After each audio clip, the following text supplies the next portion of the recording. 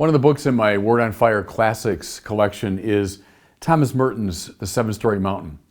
This book meant a great deal to me when I was a kid. I was 16, working at a bookstore outside Chicago. My brother worked there as well, and one day he threw this tattered paperback that the manager was getting rid of, and he threw it at me and said, "I think you'd like this." And so landing literally in my lap was The Seven-Story Mountain of Thomas Merton. And I read the book when I was 16, and it's a book about someone falling in love with God. So Merton was a accomplished man, had traveled the world with his father when he was a kid. His father was a painter, an artist. Merton was a student at Columbia University. He aspired to be a writer and kind of a cultural critic. So he's a pretty plugged in man. Also, to use an old-fashioned word, he was kind of a worldling. He's someone that liked good times and parties and staying up late and womanizing, etc. And then he underwent this extraordinary conversion to the Catholic faith and eventually to a Trappist monastery. He became a monk in this very intense way. Well, The Seven-Story Mountain is the story of Merton's life and especially of his conversion. And I must say, even though I didn't really have Merton's life, but it had a massive impact on me when I was 16. And it awakened me, I'd say, to a keen sense of a friendship with God. I had discovered St. Thomas Aquinas by that time in my life, but this other Thomas Merton, filled in the blanks in many ways. What does it feel like and look like to fall in love with God and to be in a relationship with God? So that's why I included this book. It means a lot to me personally, and I think I hope for another generation it might be a book that opens up the spiritual reality. So I hope you enjoy it.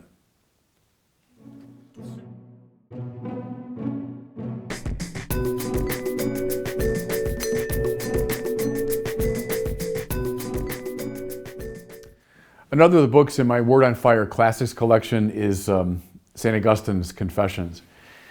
Oh, what can you say about a book like this? It's a book that I love with all my heart.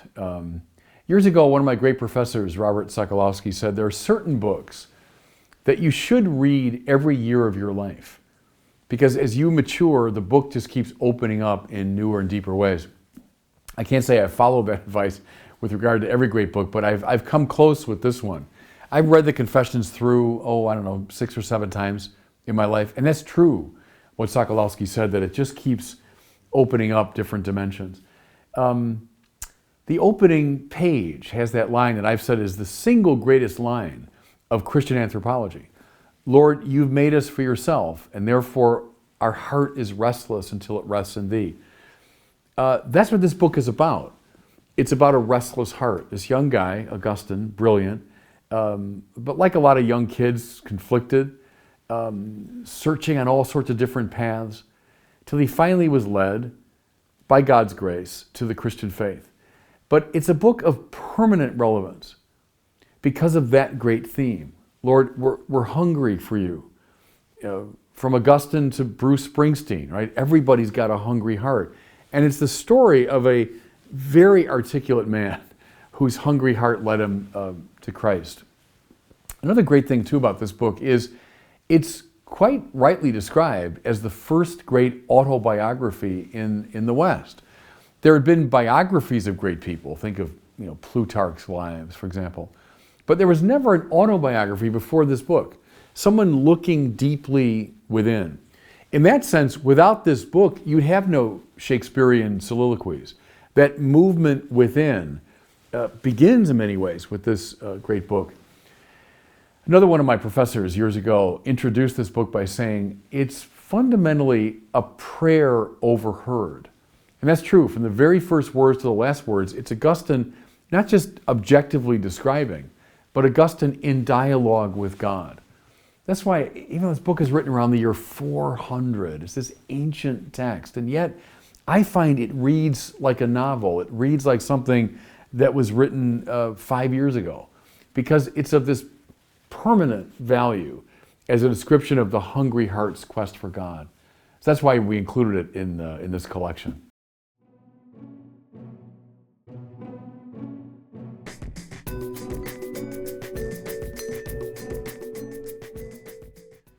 John Henry Newman's magnificent essay on the development of Christian doctrine is also included in our Word on Fire Classics series.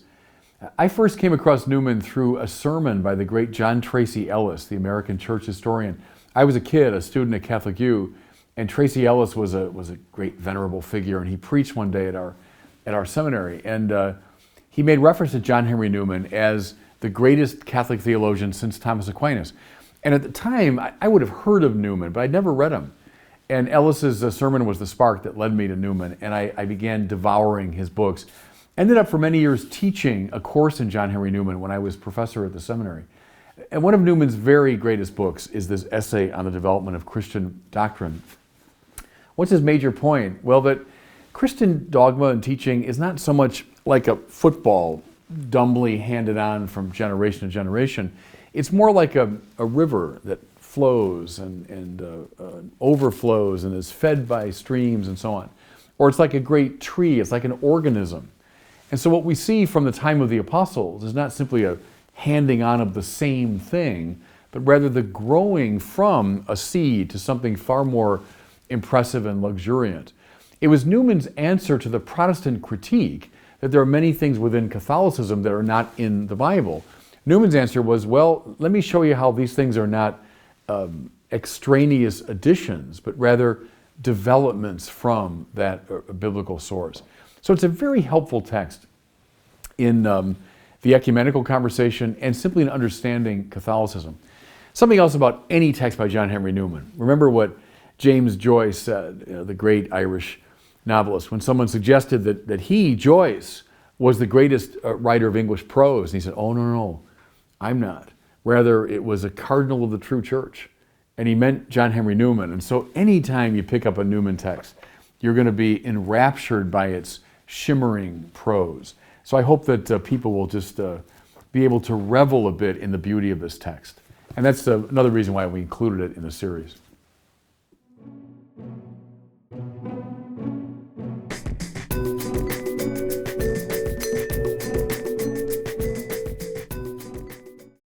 G.K. Chesterton's Orthodoxy is another book in our Word on Fire Classic series, and gosh, how I love this book. I first came across Chesterton when I was a college seminarian. I just transferred into the college seminary, and I needed a course. And one of the only courses available was one taught by Father Stanley Rudke, who was a wonderful Chicago priest. And it was in G.K. Chesterton in the English department. And I had no idea who G.K. Chesterton was. But I had to get a course, so I signed up for it. Turned out to be a life-changing experience. Father Rudke took us through a lot of the great texts of Chesterton, including Orthodoxy.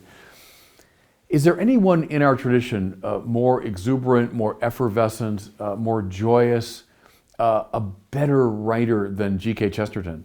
Is there any better apologist? Think of C.S. Lewis, one of the greatest apologists of the 20th century, was deeply indebted to Chesterton. And this book, along with The Everlasting Man, I would say, is his masterpiece. There's so much you could say about it. In fact, every page of Chesterton is like drinking champagne. I mean, every page is so rich in its writing and its density of ideas that you have to kind of just sip it. You can't gulp Chesterton, you just sip him a little bit. The one idea that has really stayed with me all these years is what I call bipolar extremism. And what Chesterton means here is that Christianity at its best holds together great opposites. It doesn't represent a compromise of the two, but rather the opposites that are held up like a great white flag and a great red flag. He says that someone like St. Francis could be more of a shouting optimist than Walt Whitman, and St. Jerome, in emphasizing negativity, could be more pessimistic than Schopenhauer. His point is that there's a capaciousness to Christianity. It includes these extremes, but in this red and white way. He says that Christianity always has a healthy hatred of pink. What he means is it doesn't represent a compromise of these two things, a blending, a mixing, but the two of them together. The ground of that, of course, is the incarnation. Jesus is not simply divine, simply human, nor is he some kind of amalgam of the two. Rather, he's fully divine, fully human. And that central paradox informs all the paradoxes of Christian doctrine and practice. Anyway, There's one idea. And that's a brilliant idea. I mean, I've used that for years in different settings, and that's one idea out of 100 that you'll find in this great book. So that's why we've included Chesterton's orthodoxy in the series.